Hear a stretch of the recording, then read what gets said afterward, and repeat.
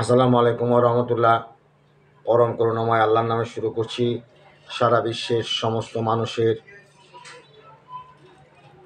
সঙ্গে আমরা বাংলাদেশিরাও ইরানের প্রেসিডেন্ট ইব্রাহিম রাইসির মৃত্যুতে গভীর দুঃখ এবং সমবেদনা জ্ঞাপন করছি এবং পরম করুণাময় আল্লাহর দরবারে প্রার্থনা করছি আল্লাহ রাব্বুল আলামিন যেন এই বিশ্ব নেতা ইরানের মানুষের প্রাণের স্পন্দন ইব্রাহিম রাইসি এবং তিনি সহ আর যারা হেলিকপ্টারে ছিলেন, যারা নিহত হয়েছেন, তাদের সকলের যেন বেহেশত নসিব করেন। আর আমরা সারা পৃথিবীর মানুষের মতোই আমরাও বাংলাদেশিরা সকলের রুহের মাগফিরাত কামনা করছি এবং আল্লাহ রাব্বুল আলামিনের দরবারে প্রার্থনা করছি যেন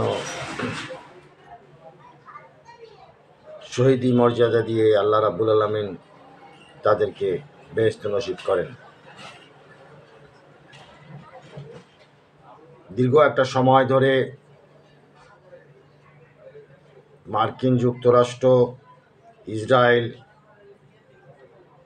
বিশেষ করে মার্কিন যুক্তরাষ্ট্রের রক্তচক্ষুকে উপেক্ষা করে চক্ষু রাঙ্গানিকে দুমড়ে মুচড়ে দিয়ে মধ্যপ্রাচ্যের দেশ ইরান এবং ইরানের এই অকুতোভয় নেতা মরহুম ইব্রাহিম রাইসি নেতৃত্ব দিয়েছেন মুসলিম বিশ্বের এবং চেষ্টা করেছেন মুসলিম বিশ্বকে এক করবার জন্য এবং মার্কিন যুক্তরাষ্ট্রের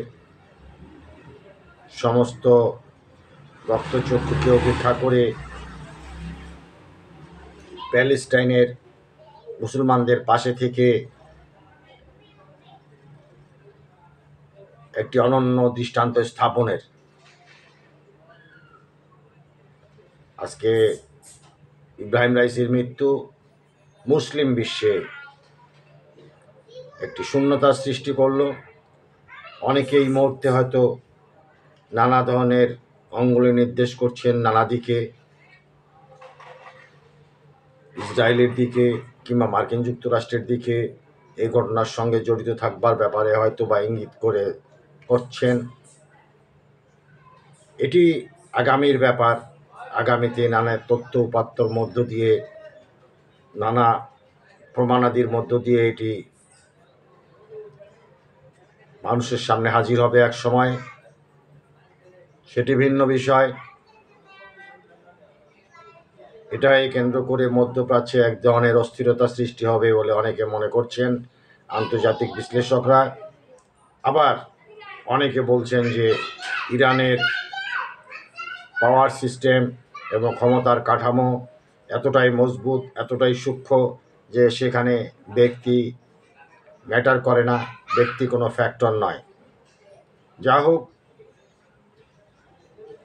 আমরা এগুলো ভবিষ্যতের উপর ছেড়ে দিলাম, দেখা যাবে কি হয় ভবিষ্যতে।